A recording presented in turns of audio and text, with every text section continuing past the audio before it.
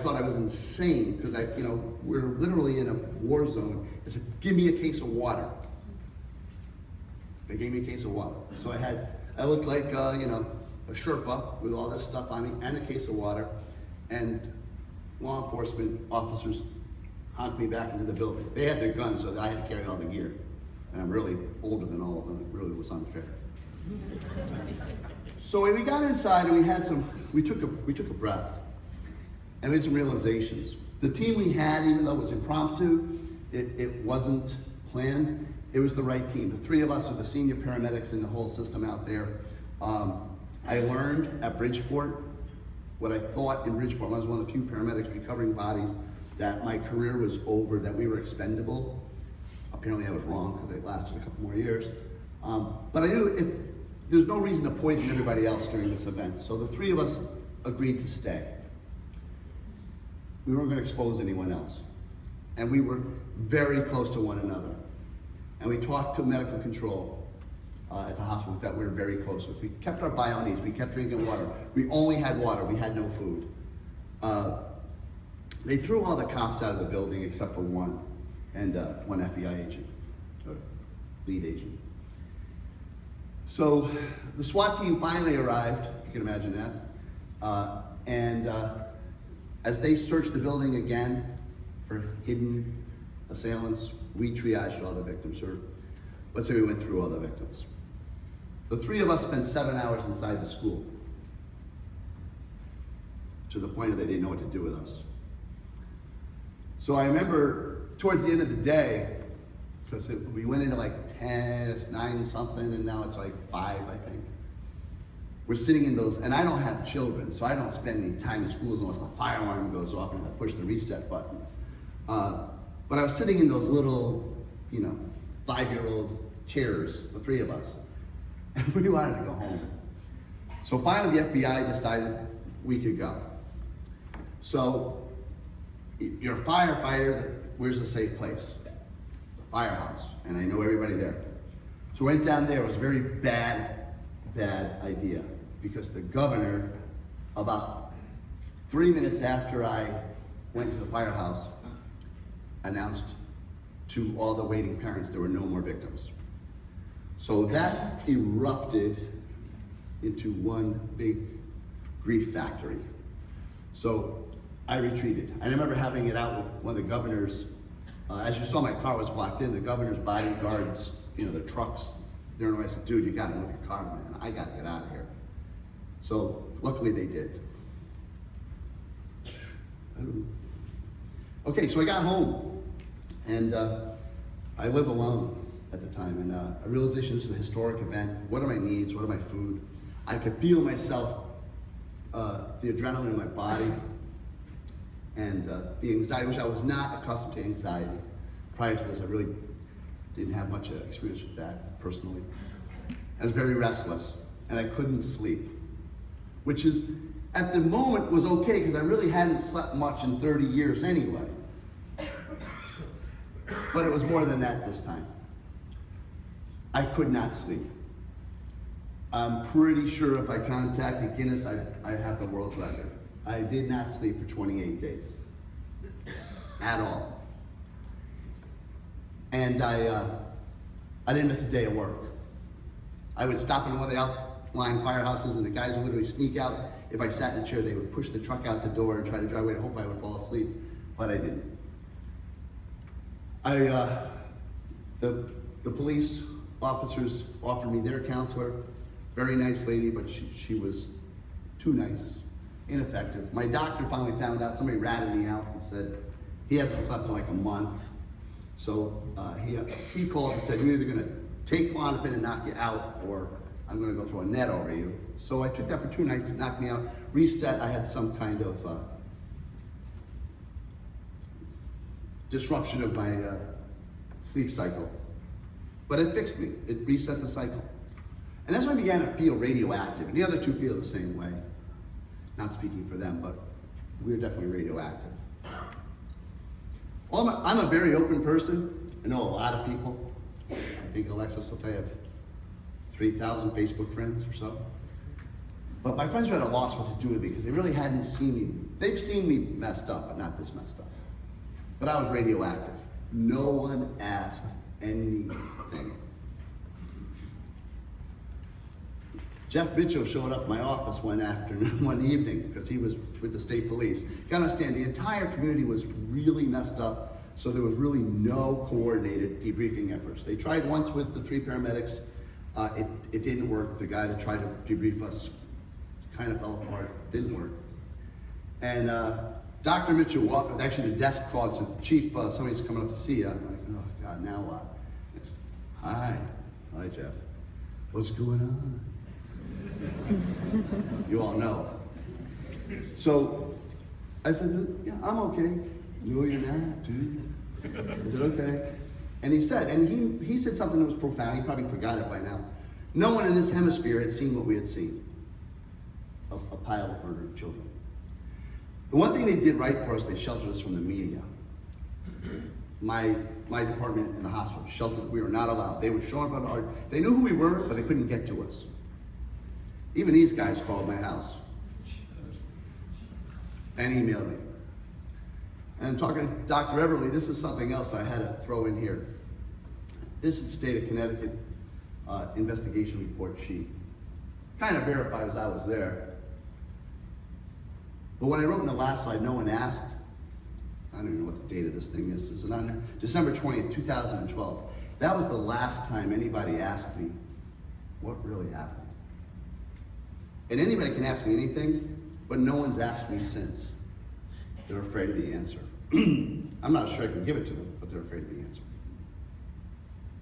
The initial counselor I went to was very nice. She's too nice. She was faith-based. It was a Christian counseling center. I'm an absolute heathen. Thanks for the laugh. She wasn't prepared for emergency workers, especially something like me. It was a very poor fit. Very nice, but I was able to go to her. Can you stamp my hand? What? Stamp my hand. Oh, hey, Bernie, how you doing? Have you seen anybody? Yeah. In fact, I was there today. But I never told her anything, and she just thought I was like, wow, you're a weird duck. So in the midst of that, she retires. That was the second funny thing. Even though I didn't tell her anything, she was able to, at least I was able to use her as an excuse. Yeah, I'm seeing somebody. So she referred me to a second counselor, and that's really funny. I told Dr.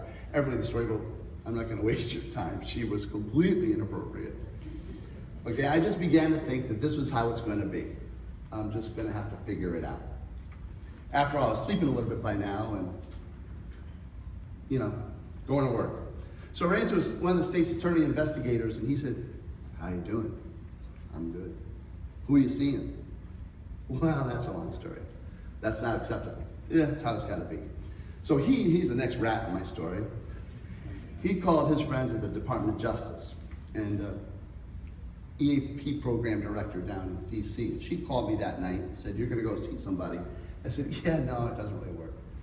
And she said, no, I'm going to send you a list of counselors and you're going to see one.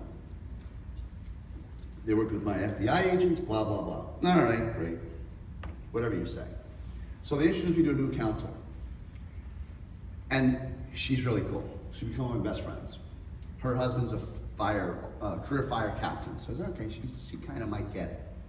So I went with her with my typical, cowboy attitude. We're going to do this by sorry about that, Eric, my rules, okay? So she explained what therapies there are. And, I began to feel somewhat positive that maybe there was a new normal we can get to. But what I learned from her was I could get help by helping others. And this is where I converted my help to helping others. So she explained the different things here. We're not going to get into them. I think we're getting on time.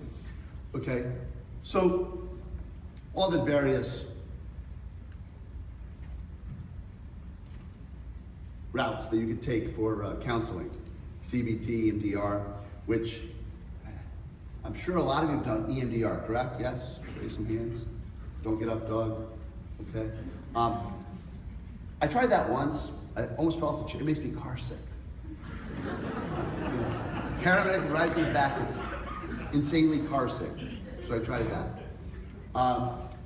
Then I learned about the somatic experience thing. They wanted me to go pet horses. I don't like horses. I almost got killed by one as a kid. But I met all the dogs, you know, and the dogs are pretty cool. They all think I've got a T-bone in my pocket and follow me now, but they're pretty cool. And there are pharmaceutical therapies, which I don't, you know, people have different ways of dealing with things, and I'm not sure that's the route for me all the time, but at least to knock me out so I can get a few minutes of sleep, back then, it did work. And since I met Dawn, I met and spoke to many counselors. And what I did was I also made it available to all the guys I work with. She rides with me at work. We had them come in and do classes for the guys, the trauma recovery networks and so forth. And the guys like really warmed up to it. So I also decided to help by helping. I met all these mental health workers, and what I found was almost all of them, and there's a bunch of you here, so I'll apologize if I insult you, but most of them don't understand us. There are some, the Mitchells and the Everlys, that maybe wear both hats, but most of them don't understand just how nuts we are normally, and that nuts is okay, just need a little bit of help getting over the hurdle. So I threw myself with her and the other mental health workers into teaching them what we're about. Try to bridge the gap, gave me something to do. I learned about mental health first aid. Any New Zealanders here? No? Australia? Where are you? Okay, we got Aussies. This class was developed in New Zealand. It's like ACLS or CPR, and I sat through it. There's a civilian version of it, so my counselor challenged me to sit through it. I sat through it, and it's a lot of suicide prevention, that sort of thing. And I was like, oh, that's pretty cool stuff. And about, typical me, I went back to work, and I think 2 nights later I was on the roof of a 3.5-story building talking a 14-year-old off of it, and I thought, this works. So I began teaching that with her. Pretty cool. And I went on this crusade, I guess, to try to get mental health responders to understand mental health awareness. And it's okay to have mental health involved in public safety. And I got involved with I took a peer helping program many years ago through the team, probably 25 years ago. And it was pretty cool, and I've done a lot of that, but I want to get more involved with it. And I've met a lot of these dogs, and I think, you know, everybody likes dogs, and they just walk in and things kind of change. So I thought that's pretty cool. So there's Pete Volkman over there on the left. I got invited to the Connecticut Law Enforcement Peer Helper Program, and that was pretty cool. I'm the only fire guy that was invited to all these cops. Only one in the room not carrying a gun. I felt left out. And there's our one of our lead dogs in Connecticut, Spartacus, is an Akita. I know Akitas bite a lot of kids, but this one seems to be pretty nice.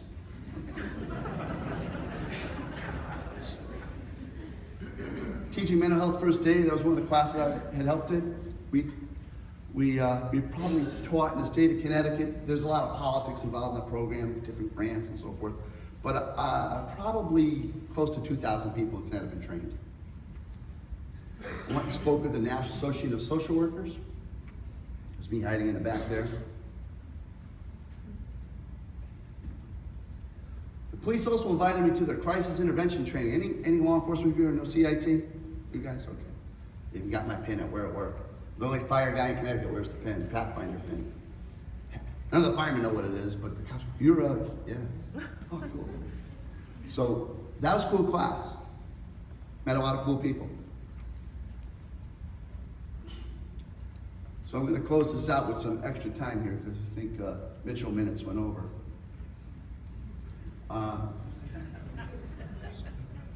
More of you than that got that. Because he's laughing. All right, so this is, Mahatma Gandhi. So I think the best way to find yourself is to lose yourself in the service of others. It's also in a number of fortune cookies, I think. So that's me. That was me. That's my story. I'll stick to it. I don't know if we're doing questions. I can't even see you if you ask them. So we're not doing questions. Just so you know, get off the stage. So thank you very much.